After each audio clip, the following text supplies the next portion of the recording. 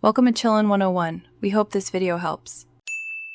You'll begin by switching to the color workspace and opening the Lumetri panel so tools are ready.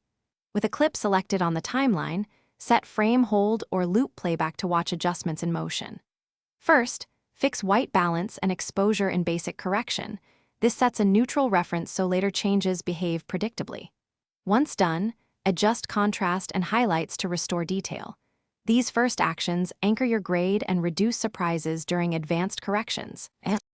Now refine using curves and scopes so you can see the how and why of each tweak. Pull down on the RGB curves to tame highlights, then use hue versus saturation to desaturate a problematic hue without affecting others. Check the parade and vector scope as you work. These scopes tell you if skin tones and highlights clip. Adjust color wheels to balance shadows, midtones, and highlights. Small moves create natural results. Larger moves need compensation in curves or saturation. Finish by isolating problem areas with secondary selection and masks so you don't affect the whole image.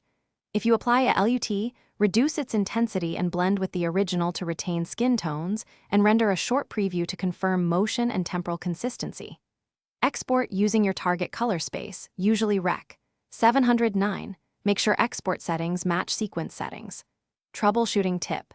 If colors shift between monitors, check GPU drivers and disable GPU acceleration.